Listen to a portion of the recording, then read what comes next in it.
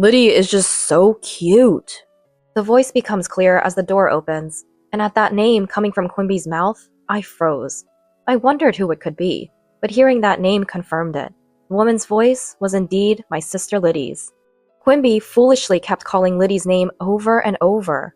Shivering, I snapped to my senses. I realized I had to capture this scene on video. So, I firmly recorded the evidence on my smartphone and quietly left the spot. After a while, the two of them came out of the bedroom.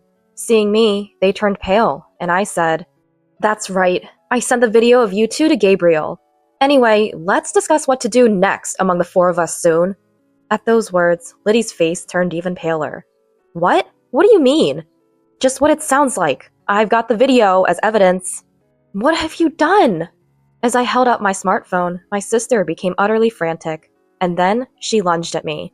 "My name is Linny, a 45-year-old housewife. I have twin boys who are in the 6th grade of elementary school. The kids are twins. I've heard that twins run in families, and indeed, I am a twin myself. I have a twin sister named Liddy. Being identical twins, we never really felt like sisters. Rather, we were more like rivals. Even if we weren't twins, it might have been the same, but I grew up always being compared to Liddy. Before long, I harbored a strong complex towards Liddy, and she, in turn, placed utmost importance on surpassing me. Liddy was always the cute and affable child. On the other hand, I was always the shy and reserved one. And because I was also a bit of an introvert, everyone's attention naturally gravitated towards Liddy whenever we met someone new. Even though we were rivals, I deeply adored Liddy. Her ever-smiling face and popularity were something I aspired to. But it seems Liddy didn't feel the same way. We used to play together a lot when we were in elementary school, but I was always stuck with the roles nobody wanted. "Linny is it!" When nobody wanted to be it in a game of tag, I was always the one forced into the role. Even when one of our friends suggested deciding by rock, paper, scissors, Liddy would pressure me, saying, "You want to do it, right, Linny?" Not wanting to be disliked by Liddy or left out, I had no choice but to agree. Liddy's manipulative behavior wasn't just limited to playtime. It was in 6th grade. We were deciding roles for a school play. We were going to perform Snow White, and I, not being much of an actress, hoped to be the narrator. But I caught a cold and had to miss school on the day of role assignments. "Linny wants to be the narrator. I'll tell the teacher for you." Liddy said she'd pass on my wishes, so I trusted her and felt relieved. However, when I returned to school after recovering, I was shocked to find out I had been cast as the lead role. "Why am I the lead?" I asked a friend in disbelief, and then came the unbelievable reply. "Liddy said you wanted to be the lead." "What? I didn't say that." "But it's already been decided."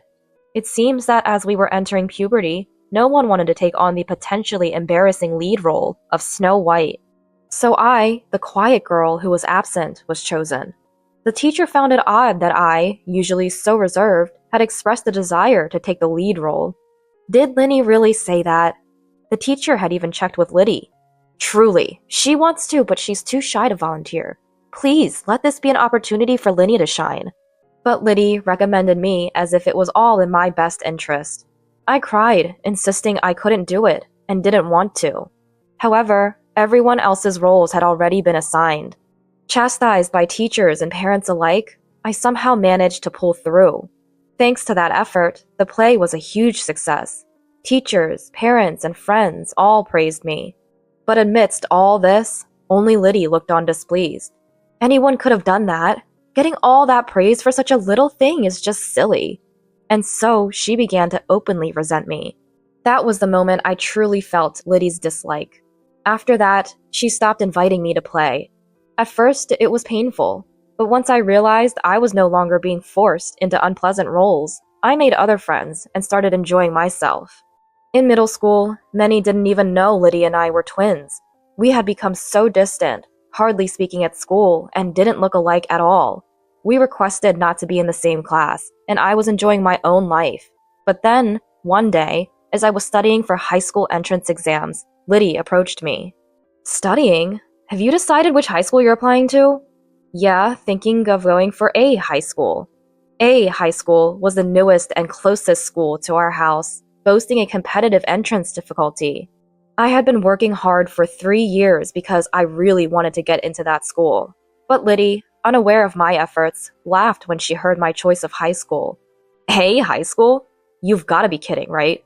Why don't you just go to B high school with me? It sounds like you wouldn't even need to study much for that.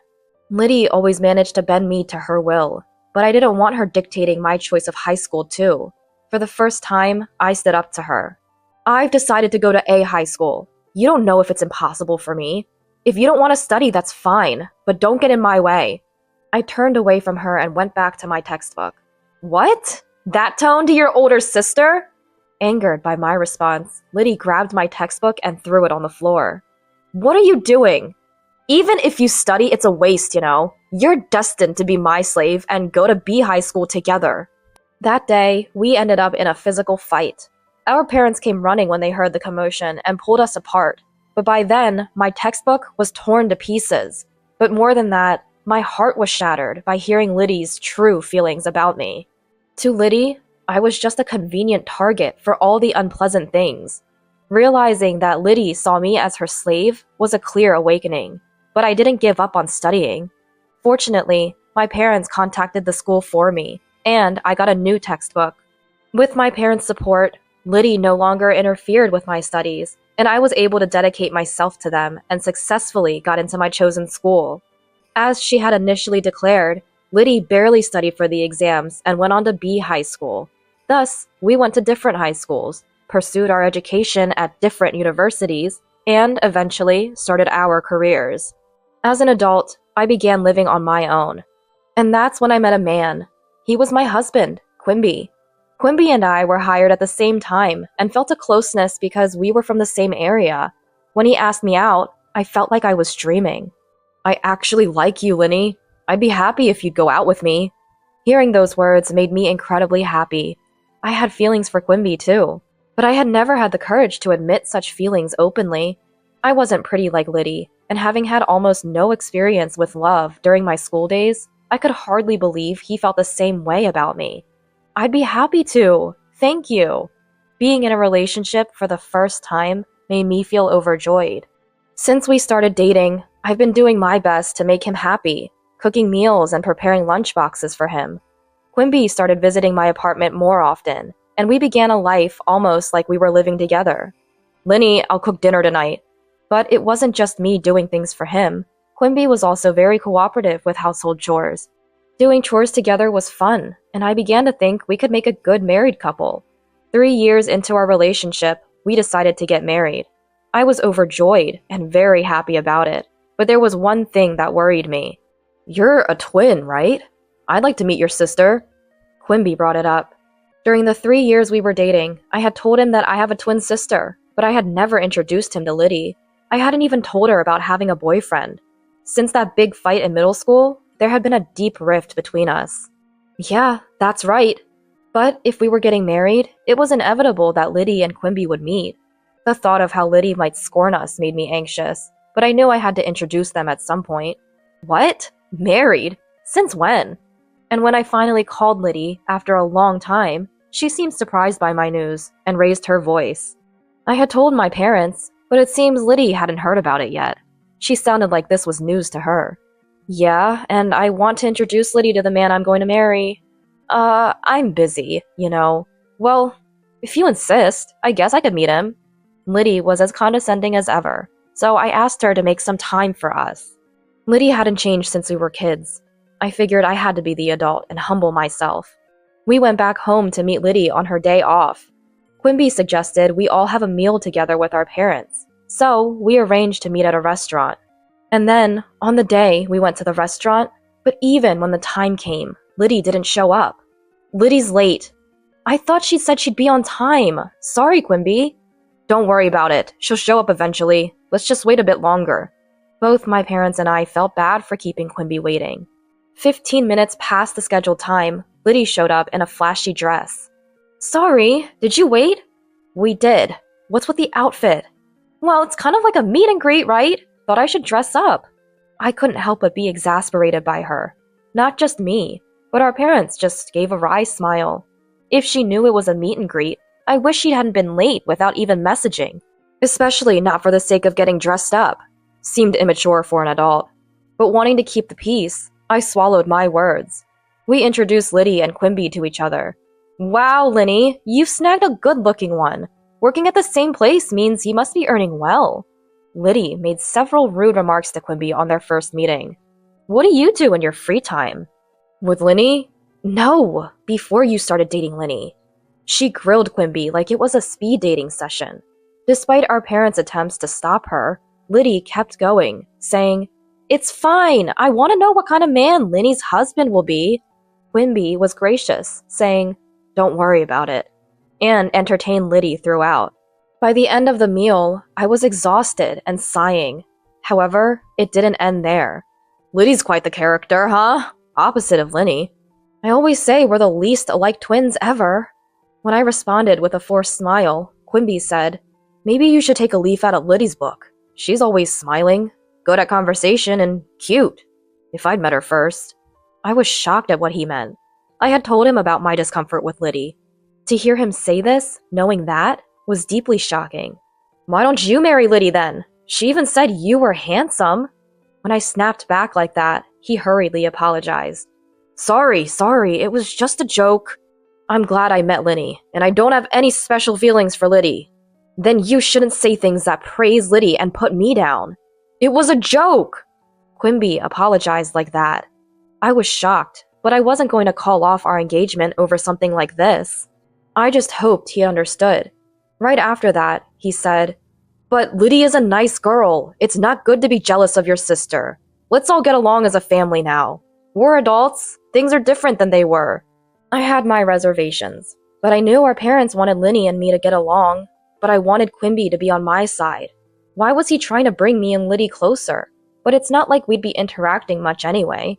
Arguing seemed too troublesome, so I just nodded along to Quimby's words. A few days later, I got a message from Liddy. Isn't Quimby too good for you? Should I take him off your hands? I was chilled by her message. What are you talking about? I replied instinctively, and she called immediately. Just what I said. It's unbelievable someone as dull as Linny would get married before me. Liddy insulted me over the phone and laughed. He's high-earning and well-educated. Why not hand him over to me? We're twins. We've always shared everything. Don't say stupid things. I yelled back at Liddy. I couldn't stand Quimby being treated like an object, nor the notion that we had always shared everything. That's ridiculous. I was always just someone for Liddy to dump the things she didn't want on. That night, I told Quimby about this, warning him to be careful around Liddy. But Quimby seemed to take it lightly, laughing off my words. It's nice to be liked that much. Don't worry, Liddy's not serious. It's not funny. You don't know what Liddy might do. Do you doubt my feelings? It's okay because I said it's okay. Despite him being such a wonderful person, I felt like Quimby had changed after meeting Liddy. Quimby would affirm everything when it came to Liddy, just because she's my sister. Other than that, he was the same wonderful partner as always, but I was dissatisfied with how he changed whenever Liddy was involved. Don't worry so much. But as Quimby said, if he himself didn't sway, there was nothing Liddy could do. Feeling unsettled by her words was proof I hadn't fully trusted Quimby. So, I was admonished. Indeed, he was right. I decided to trust Quimby and ignore Liddy's words. Even afterward, Liddy sent me spiteful messages, but I never replied.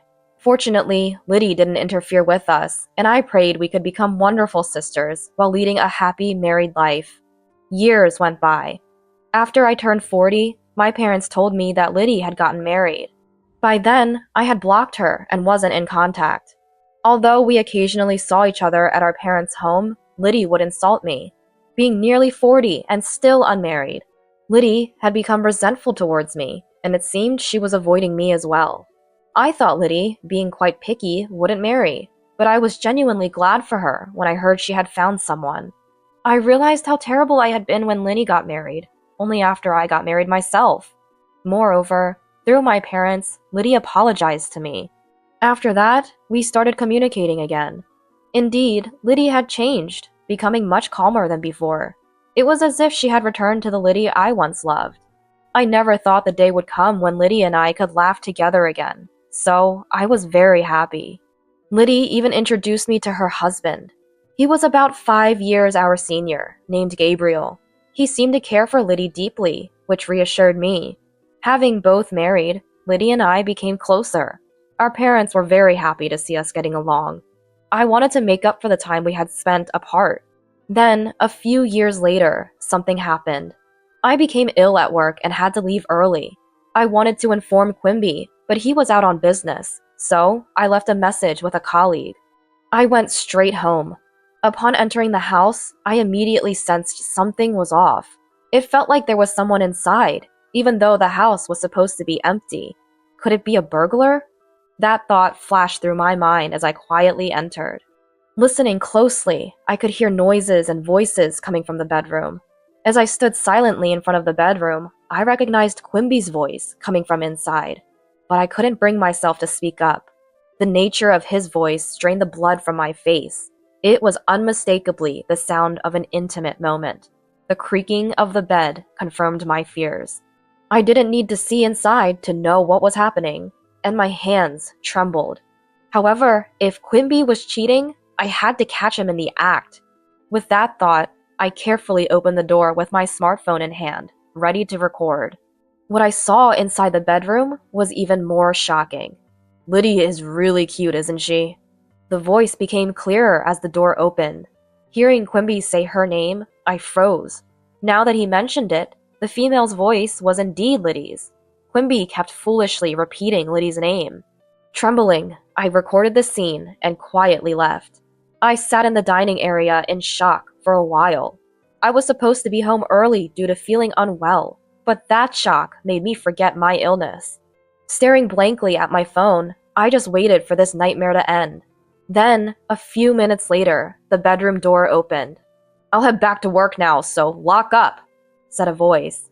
"Okay. It'd be nice if we could live together soon." Hearing this, I hurriedly stood up. Noticing the noise, Quimby and Liddy saw me in the hallway. "Linny, why are you here?" Quimby exclaimed, turning pale. "Why? This is my house, right? But why is Liddy here? Aren't you both supposed to be at work?" Liddy looked away for a moment, but then smirked defiantly. "Why do you think? You wanted it from my own mouth, didn't you?" "Liddy!" Quimby tried to stop her, but Liddy wouldn't be silenced. "I've always hated how you look down on me. Happiness and Quimby don't suit you. I'll take everything." With that, Liddy declared. I just smiled at her words. "Is that so? Then I'll give you Quimby." Liddy, but don't think you can take my happiness."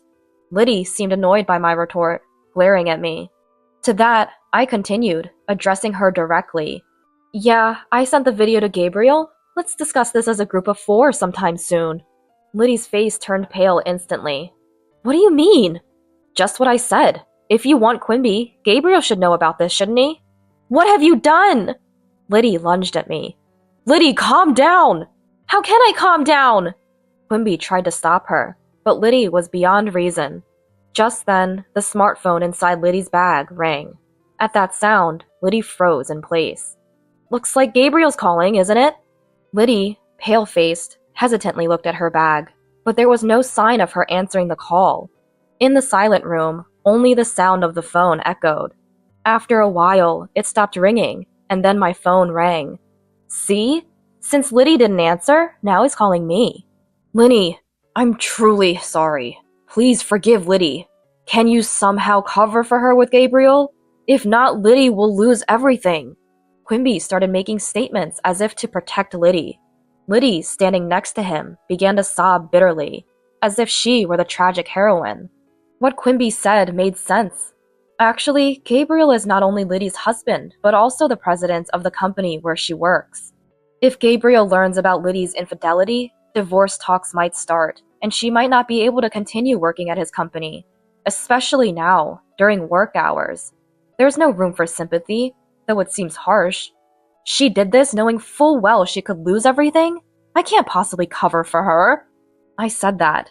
That's too harsh. Quimby, as usual, tried to defend Liddy. His words infuriated me, and I glared at Quimby. Worried about her? Thinking Liddy is the only one who's going to lose her family and job is a huge mistake. At my shout, Quimby flinched, then started sweating profusely. It was as if he suddenly came to his senses, starting to break out in a cold sweat. He must have understood the meaning of my words. Just so you know, I've also sent the video to the company's main email address, including your department and name. What have you done? By then, Gabriel's call had ended. Quimby and Liddy stood frozen, with a look of despair.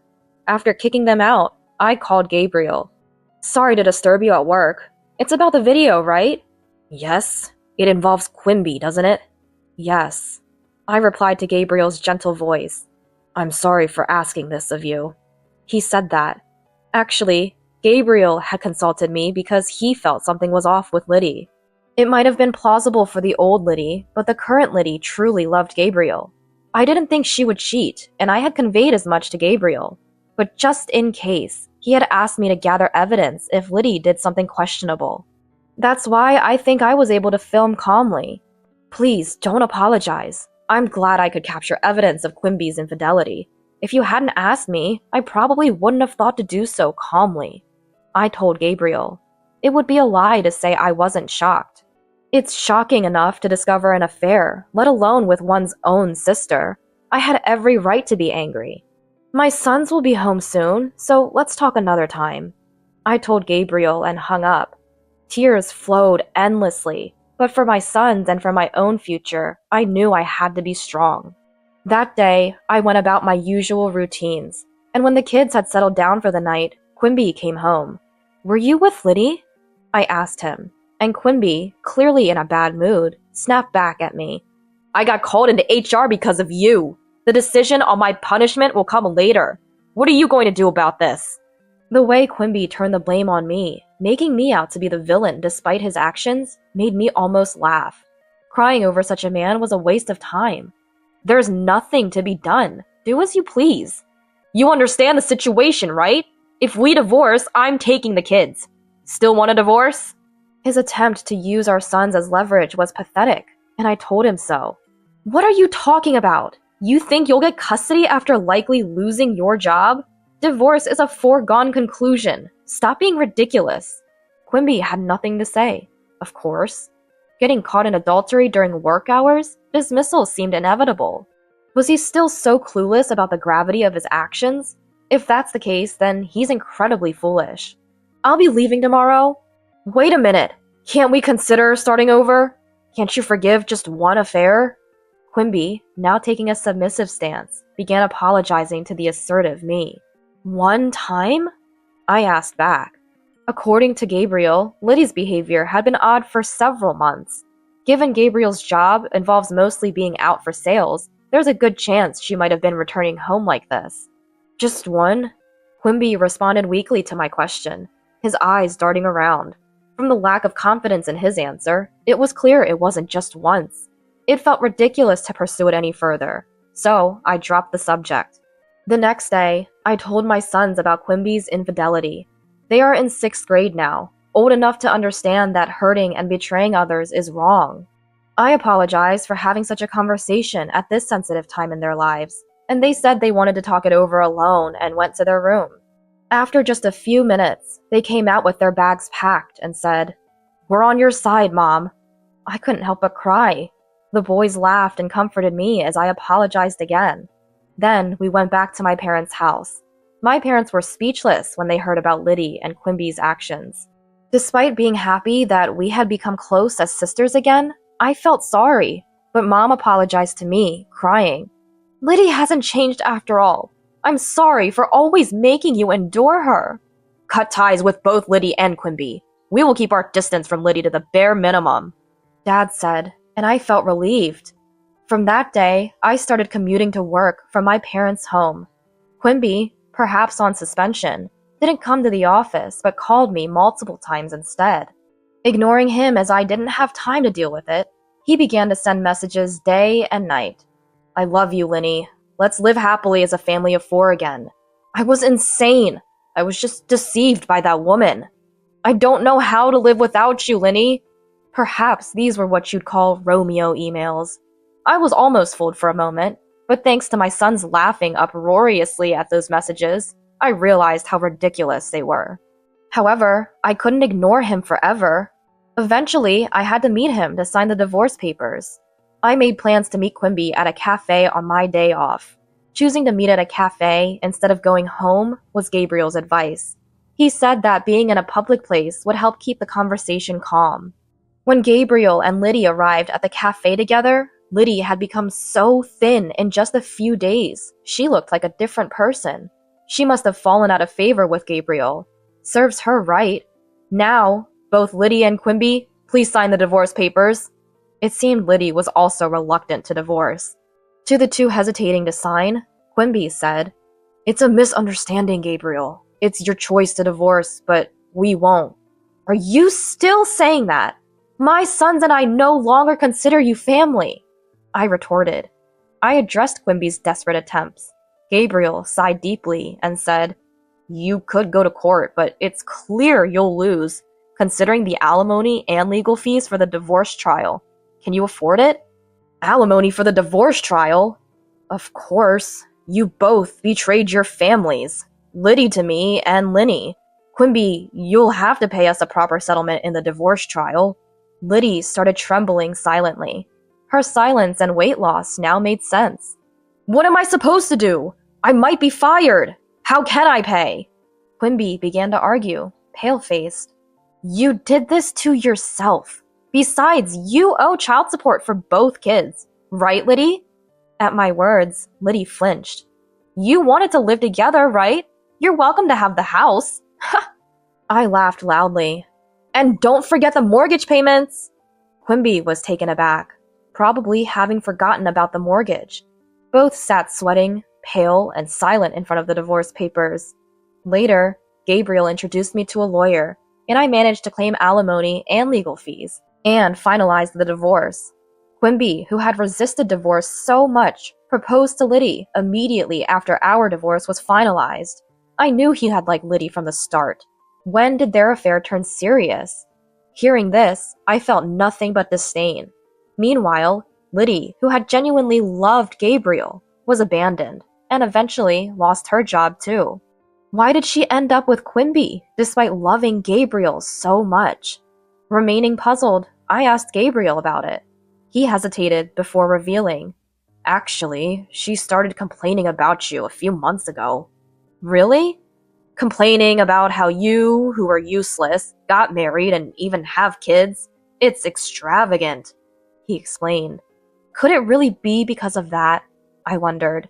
But considering Liddy's personality, it wasn't impossible. Yet, the thought that she went to such lengths just to set me up was horrifying. "It was because I thought you might be in danger that I consulted Linny, but I never imagined it would lead to this with Quimby. I'm truly sorry," Gabriel said apologetically. "It's okay, it's over now. And Quimby is to blame for taking up Liddy's invitation as well." That concluded our conversation. Gabriel and I agreed to keep in touch for updates on the divorce compensation and legal consultations. According to him, the two burdened with a substantial amount of divorce compensation ended up marrying and living together. Liddy was abandoned by her parents and had nowhere else to go. It seemed she reluctantly accepted Quimby's proposal because she had no family left. From what the lawyer told me, Liddy couldn't accept that she ended up divorcing Gabriel and marrying Quimby, whom she didn't love, because of me. The lawyer mentioned getting hurled with abusive language every time he called her. While I felt sorry for the lawyer, he continued to support me firmly, perhaps because of Gabriel's presence, and I couldn't be more grateful. For a while, we'll still have to make calls to demand the divorce compensation, and it seems I'll continue to rely on their support. 5 years passed. The divorce compensation and child support were being paid on time, and my emotional wounds had largely healed. One day, after a long period of calm, the lawyer contacted me. "Liddy says she has something to talk to you about." I refused. Knowing her, it would likely end up with her using me as a verbal punching bag for stress relief. I decided never to trust or forgive Liddy again, and asked the lawyer to convey my refusal. However, Liddy insisted it was urgent, and Quimby also requested a meeting on her behalf. Given their persistence, I reluctantly agreed. However, lacking the courage to meet them alone, I contacted Gabriel, feeling somewhat guilty for doing so after such a long time. He gladly agreed to accompany me, and so I met with them after a long while. Quimby and Liddy were sitting at the cafe with a solemn demeanor. When Liddy saw my face, she looked slightly relieved. "What's this about? Why did you call me here?" I asked, and Liddy said, "Actually, I've developed renal failure and need to undergo dialysis." I was taken aback. "It's your fault!" "No, both of your faults, that Liddy ended up like this. She couldn't sleep without drinking alcohol, and yet because of the divorce settlement payments, she had to work. Your actions have destroyed her health." Quimby angrily blamed us, but I thought it was their own doing. Gabriel seemed to agree, as he sighed and looked exasperated. "So what? I'm not reducing or refunding the divorce settlement. Be thankful I agreed to installments." I stood firm, and Liddy, crying, lowered her head. "I'll pay the divorce settlement. Please, I'm begging you. Give me a kidney." "What?" I exclaimed loudly at her outrageous request. "What are you talking about? There's no way I give it to you." When I refused, Quimby said, "You were born with a twin with Liddy for this reason. You have a duty to help her." "What are you talking about? Who has been pushing all the unpleasant things onto me? Did Liddy ever help me once in such situations?" "Don't talk about trivial matters. Liddy's life is at stake here," Quimby angrily retorted. Liddy began to cry and plead, apologizing. Quimby insulted me as heartless, pressuring me for the transplant as if threatening. At that moment, feeling as though I was being blamed, Gabriel spoke up. "If she needs dialysis, then undergo dialysis. Do you understand how tough dialysis is? And do you understand how difficult a transplant is? Why should she risk her life for Liddy?" Their words left them speechless. I felt relieved with Gabriel's support and caught my breath. "Moreover, Liddy, you've repeatedly called Linny useless. Isn't it too convenient to ask for help only when you're in trouble?" "But that's..." "Liddy, you've destroyed Linny's happy life. Linny has no obligation to save your life." Liddy broke down crying, and Quimby was at a loss for words. Both of them must have thought that I would surely give them a kidney. If I had been alone, I might have been persuaded. Once again, Gabriel saved me. "Take care then. Oh, and don't forget the transfer for this month's payment." With that, I got up and left. Whether I'm called heartless or a devil, I cannot forgive them both. I don't know what kind of life they will lead from now on, but I hope they never forget what they did and reflect on it. It seems Quimby and Liddy were both working part-time to make ends meet, but now that Liddy can no longer work properly, their financial situation is dire. But that's their karma. Everything is the result of their actions. Their atonement won't end until they've paid the compensation ordered in the divorce settlement. I continue to live happily with my parents and sons. My parents no longer even mention Liddy's name. However, it seems they are happy to see the twins getting along well. It's comforting to see a bond between my sons that Liddy and I never had. I continue to keep in touch with Gabriel frequently. He's a genuinely good person, always thoughtful and considerate. It appears he has developed feelings for me, but I'm not ready to reciprocate them at this time. I don't want to cause any more upset for my sons. But in a few years, when they come of age, I hope to have the chance to think about my own happiness again.